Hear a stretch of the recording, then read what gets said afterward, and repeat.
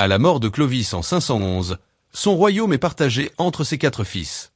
L'aîné, Thierry, est le seul à être né de la première union de Clovis. Il hérite du territoire au nord-est, mais également d'une partie du sud, au cœur du Massif central. La capitale de son royaume est Reims.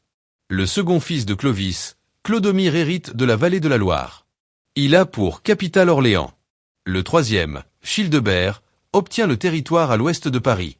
Mais les chefs bretons de la pointe armoricaine ne reconnaissent que difficilement l'autorité des rois francs. On peut donc exclure la Bretagne de ce territoire. La capitale de Childebert est Paris. Enfin, le dernier fils de Clovis, Clotaire, hérite du nord-ouest du territoire, composé notamment du territoire d'origine de son père. Mais il dirige également l'Aquitaine, dans le sud-ouest, bien que la gouvernance de cette région ne soit pas déterminée avec précision. Il fait de Soissons sa capitale. Voici la situation en 511 à la mort de Clovis. Les 4 frères règnent sur l'ancien territoire de leur père. Thierry a le territoire le plus vaste, représentant environ un tiers de l'ensemble. Leurs capitales sont très rapprochées, ce qui contribue à maintenir l'unité du royaume. Les Francs considèrent en effet le royaume comme un bien familial. On partage le territoire, mais l'idée d'unité franque reste forte. Mais en réalité, l'unité n'est pas aussi forte que cela.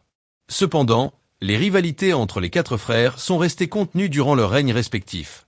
On estime aussi que Clotilde, veuve de Clovis, aurait eu un rôle important dans les décisions prises par ses 3 fils.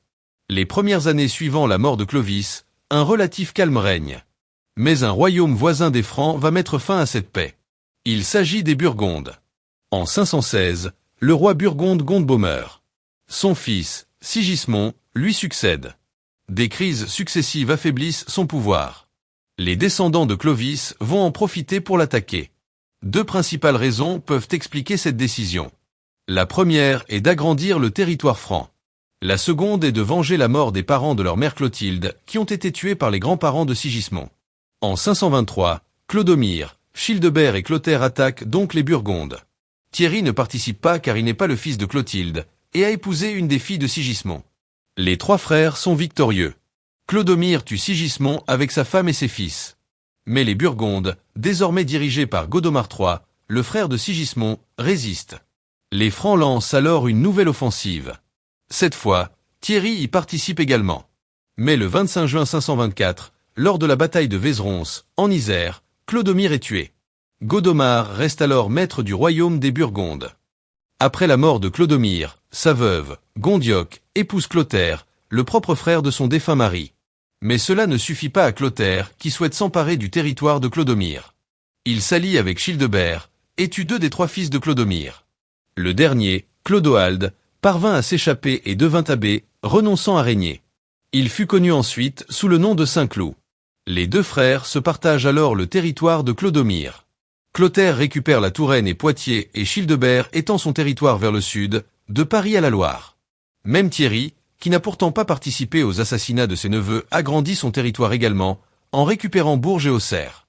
En 526, Clotilde, la fille de Clovis et Clotilde, et donc la sœur de Childebert et Clotaire, épouse Amalaric, le roi des Visigoths. Cela permet de maintenir la paix entre les Francs et leurs voisins du sud. D'autant que la même année, Théodoric Ier, le roi des Ostrogoths meurt. Or, il protégeait les Visigoths des ambitions des Francs. En 531, Childebert prétexte qu'Amalaric maltraite Clotilde II pour envahir le territoire wisigoth. Amalaric est tué, ce qui affaiblit durablement le royaume wisigoth. La même année, Thierry agrandit son territoire à l'est en battant les Thuringiens.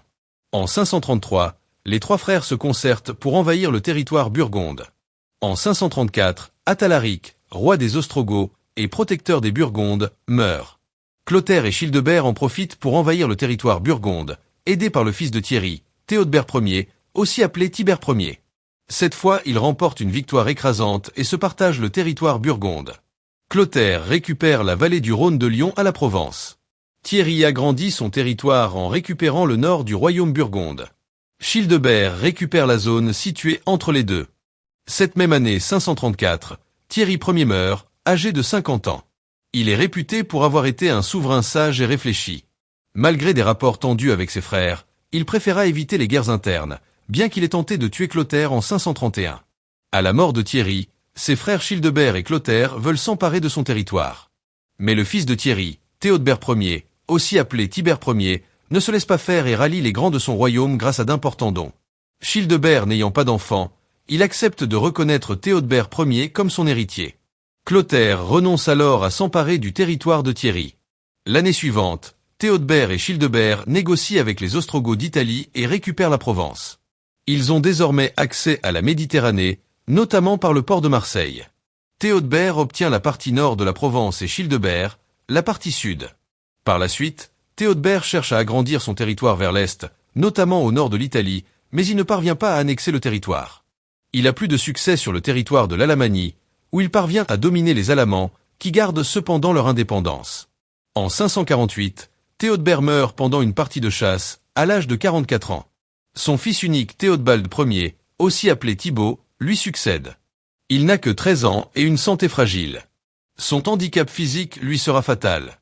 Il meurt ainsi 7 ans plus tard, en 555, sans fils. Clotaire épouse alors sa veuve afin de récupérer son royaume, sans avoir à le partager avec Childebert. Son territoire est alors immense. Il règne presque en maître sur tout le territoire laissé par son père Clovis. Mais une rébellion menace en Auvergne.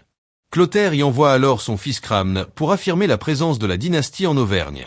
Mais Cramne, à l'inverse, va en profiter pour prendre son indépendance, avec l'appui de son oncle Childebert. Childebert meurt en 558 sans héritier. Clotaire devient ainsi le dernier enfant de Clovis survivant et gouverne désormais seul tout le territoire franc. Cramne, qui se retrouve sans soutien, se réfugie chez les Bretons. Il y est capturé et exécuté en 560. Clotaire se retrouve alors véritablement seul maître de toute la Gaule. Connu pour être le plus ambitieux et brutal des fils de Clovis, il aura ainsi réussi à accomplir ce qu'il convoitait. Mais cela ne sera que de courte durée. Il meurt l'année suivante, en 561, à l'âge de 63 ans. Le royaume est alors partagé entre ses 4 fils reconnus. Mais c'est une autre histoire.